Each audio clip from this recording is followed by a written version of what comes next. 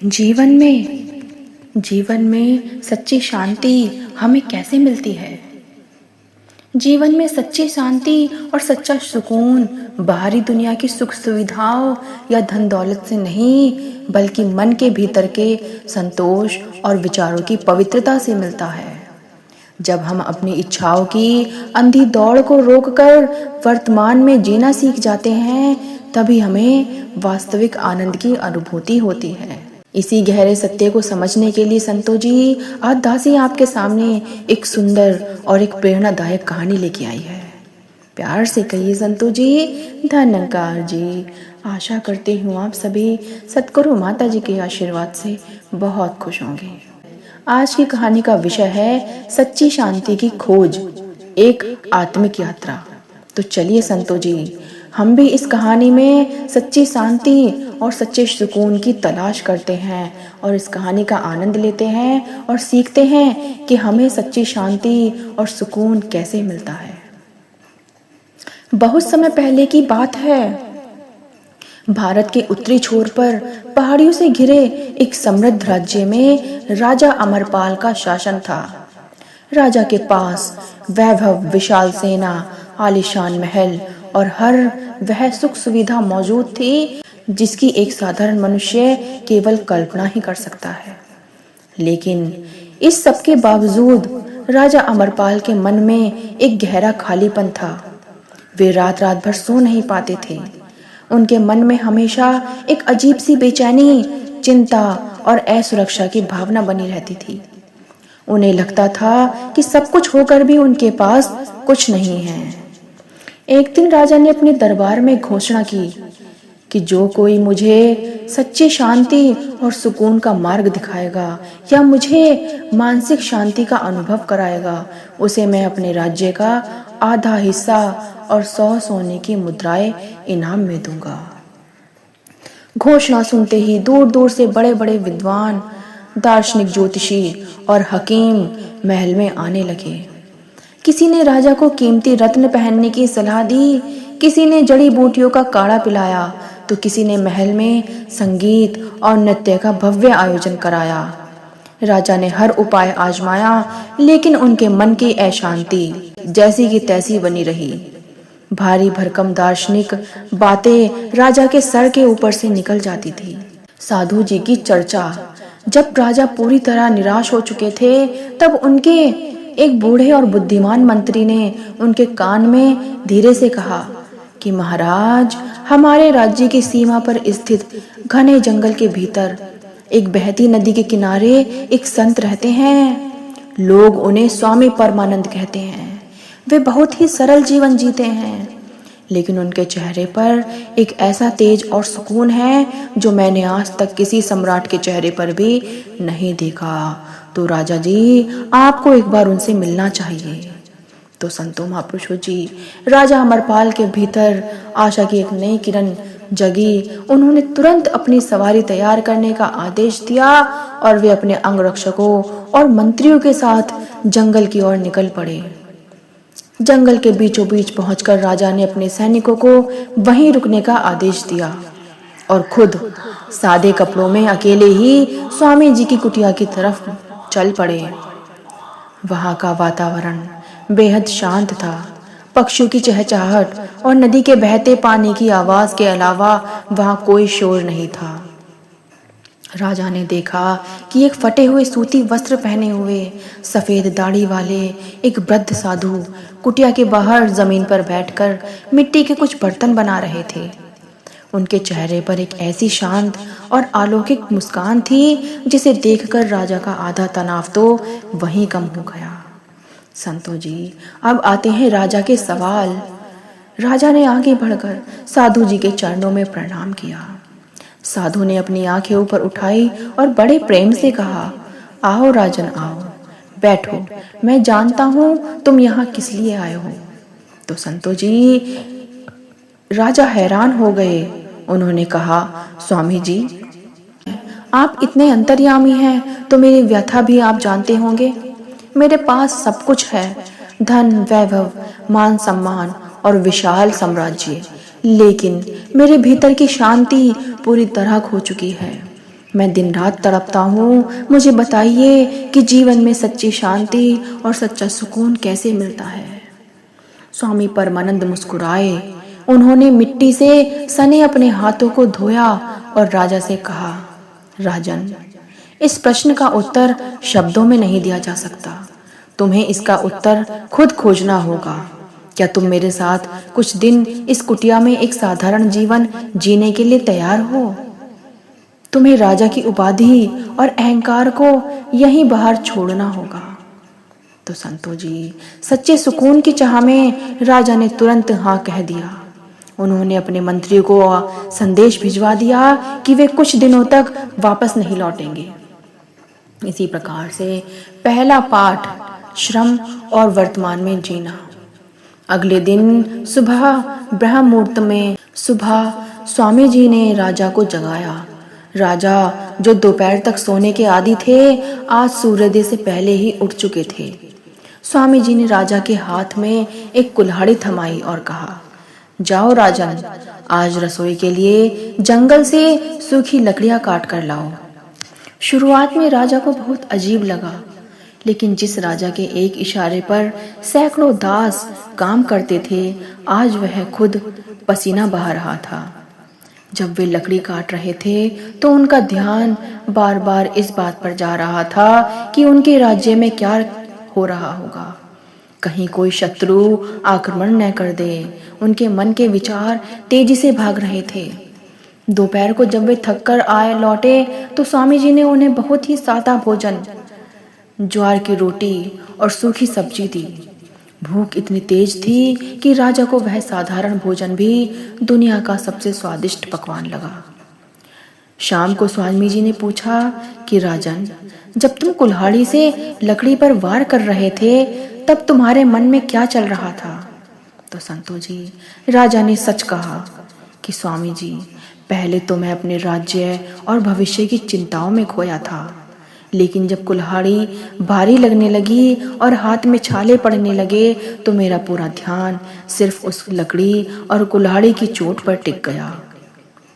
उस पल में सब कुछ भूल गया था। स्वामी जी मुस्कुराए और यही पहला सबक है। स्वामी जी मुस्कुराए और बोले कि यही पहला सबक है राजन। जब तुम पूरी तरह से वर्तमान क्षण में आ गए, जो चिंताओं का भविष्य और पछतावे का अतीत गायब हो गया। मानसिक अशांति का सबसे बड़ा कारण यही है कि हमारा शरीर वर्तमान में होते हुए भी, लेकिन हमारा मन तो बीते हुए कल में भटकता रहता है या आने वाले कल की चिंता में डूबता रहता है। काम को ही ध्यान बना लो, शांति की शुरुआत यहीं से होती है। ऐसे ही दूसरा पाठ, इच्छाओं का घड़ा। अगले दिन स्वामी जी ने राजा को एक मिट्टी का घड़ा दिया जिसमें नीचे एक छोटा सा छेद था।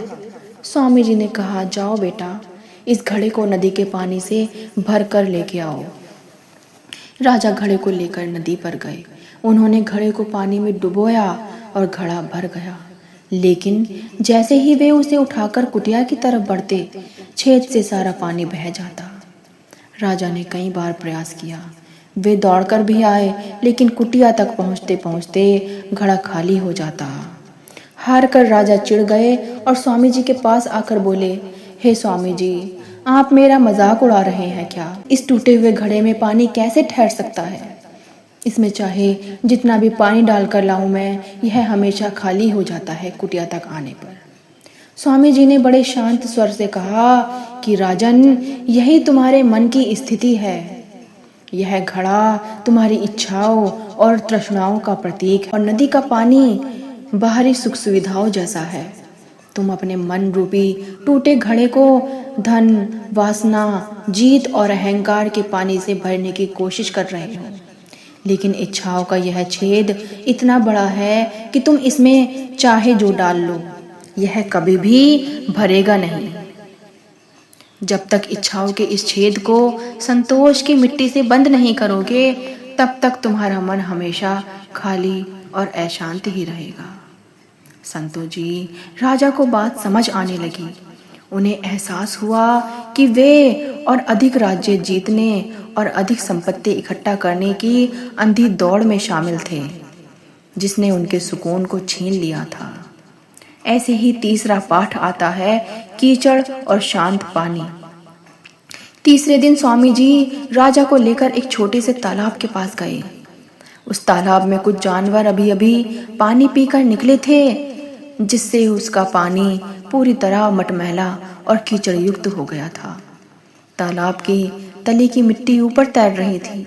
स्वामी जी ने कहा, राजन, मुझे इस तालाब का साफ और पीने योग्य पानी चाहिए। क्या तुम इस पानी को साफ कर सकते हो? राजा ने तुरंत कहा, हाँ स्वामी जी, क्यों नहीं। राजा तालाब में उतरे और अपने हाथों से तैरती हुई गंदगी और पत्तों को हटाने की कोशिश करने लगे। लेकिन जैसे ही वे पानी को हिलाते, नीचे की और ज्यादा कीचड़ ऊपर आ जाती, पानी और ज्यादा गंदा हो जाता। राजा निराश होकर बाहर आ गए और बोले, मैं जितनी सफाई करने की कोशिश कर रहा हूँ, यह उतना ही गंदा होता जा रहा है। स्वामी जी ने राजा का हाथ पकड़ा और उन्हें एक पेड़ की छांव में बैठा दिया। उन्होंने कहा कि राजन, बस यहीं बैठो और कुछ मत करो, शांत होकर इस तालाब को देखते रहो। आधा घंटा बीत गया। राजा चुपचाप बैठकर देखते रहे। धीरे धीरे एक चमत्कार हुआ कि बिना कुछ कहे पानी की हलचल बंद हो गई, और जैसे ही हलचल थमी, सारी कीचड़ और मिट्टी अपने आप नीचे तालाब की तली में बैठ गई और ऊपर का पानी एकदम कांच की तरह साफ और पारदर्शी हो गया, जिसमें आसमान का प्रतिबिंब साफ दिखाई दे रहा था। स्वामी जी ने राजा की आंखों में देखते हुए कहा कि राजन, जब तुम्हारा मन विचारों, चिंताओं और कड़वाहट के कीचड़ से भर जाता है, तो तुम उसे जबरदस्ती शांत करने की कोशिश करते हो। तुम विकर्षणों की खोज करते हो, सुखों के पीछे भागते हो, लेकिन तुम जितनी हलचल मचाओगे, मन उतना ही मटमैला होगा। स्वामी जी ने आगे समझाया कि मन को शांत करने का एक ही उपाय है, धैर्य। चुपचाप बैठ जाओ, अपने विचारों को बिना किसी विरोध के आने और जाने दो। जब तुम विचारों को छोड़ना बंद कर दोगे, तो मन की कीचड़ अपने आप नीचे बैठ जाएगी और आत्मा का शुद्ध शांत स्वरूप बाहर आ जाएगा। इसी को आत्मिक सुकून कहते हैं। राजा की अंतरात्मा अनुभूति। साधु की इन बातों ने राजा अमरपाल के भीतर एक गहरा परिवर्तन ला दिया। उनके अहंकार का महल ढह गया। उन्होंने महसूस किया कि वे महल में रहकर भी जिस सुख को पा नहीं सके, वह उन्हें इस घने जंगल में जमीन पर बैठकर प्रकृति के सानिध्य में मिल गया था। राजा ने स्वामी परमानंद के चरणों में सिर झुका दिया और कहा, स्वामी जी, आपने आज मेरी आंखें खोल दी। मैंने समझ लिया है कि सच्ची शांति किसी वस्तु, पद या स्थान में नहीं है, बल्कि वह मेरे भीतर ही छुपी हुई थी। मैंने अपनी ही इच्छाओं और चिंताओं से उसे ढक लिया था। राजा कई दिनों तक वहीं रहे, ध्यान सीखा, प्रकृति के नियमों को समझा और सेवा भाव को आत्मसात्कार किया। जब वे वापस अपने राज्य में लौटे, तो वे एक बदले हुए इंसान थे। अब भी वे राजा थे, लेकिन उनके भीतर कोई अहंकार नहीं था। वे प्रजा की सेवा पूरी निष्ठा से करते, लेकिन चिंताओं से अप्रभावित रहते। उनके चेहरे को दिव्य शांति देखकर पूरा राज्य सुखी और प्रेरित हो उठा। संतों जी, इस कहानी से हमें अपने व्यावहारिक जीवन के लिए ये 5 महत्वपूर्ण शिक्षाएं मिलती है। पहली है वर्तमान में जीना। हमारी अधिकांश मानसिक अशांति बीते हुए कल के पछतावे या आने वाले कल की चिंताओं से पैदा होती है। सच्चा सुकून केवल आज और अभी के क्षण को पूरी जागरूकता से जीने में है। दूसरा है संतोष, सेवा।